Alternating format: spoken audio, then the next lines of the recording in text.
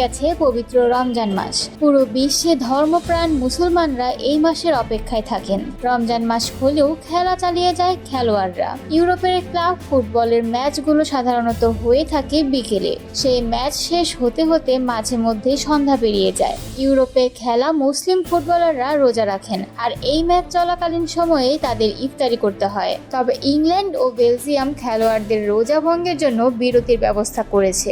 মুসলিম বিশ্বের বাকি অনেকের মতোই রমজানের প্রভাব পড়তে শুরু করেছে খেলার দুনিয়াতেও। রমজান মাসে ধর্মীয় বিধিনিষেধ মেনেই পানাহার থেকে দূরে থাকছেন ইসলাম ধর্মের অনুসারী ফুটবলাররাও। আর তাদের ধর্মীয় মূল্যবোধকে সম্মান জানাতে বিশেষ উদ্যোগ নিয়েছে বেলজিয়াম প্রো লিগ এবং ইংলিশ ফুটবলের নিয়ন্ত্রক সংস্থা এফএ। রমজানের সূর্যাস্তের সময়ে চলমান এফএ কাপের সব ম্যাচেই বিশেষ বিরতির নিয়ম চালু করেছে এফএ। ইংলিশ প্রিমিয়ার লিগের পক্ষ থেকে এখন পর্যন্ত কোনো সিদ্ধান্তের কথা জানা না গেলেও এফএ কাপের ম্যাচগুলোতে থাকবে বিশেষ রামাদান ব্রেক। মুসলমান খেলোয়াড়দের ইফতারের সময় করে দিতেই এই বিশেষ বিরতির কথা জানানো হয়েছে। চলতি রমজানে এফএ কাপের সূচিতে পঞ্চম রাউন্ডের 2টি করে ম্যাচে থাকছে এই নিয়ম। একই রকম বিশেষ রামাদান ব্রেক আসছে বেলজিয়ান প্রো লিগেও।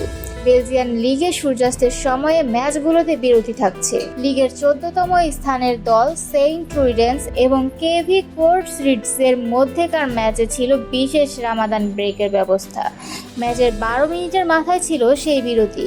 এছাড়া প্রতি বছরের মতো এবারেও অস্ট্রেলিয়ার শীর্ষ ফুটবল লিগে আছে ইফতার ব্রেকের ব্যবস্থা। বিগত কয়েক বছর ধরেই চলছে অস্ট্রেলিয়ার ফুটবলে এই বিশেষ উদ্যোগ।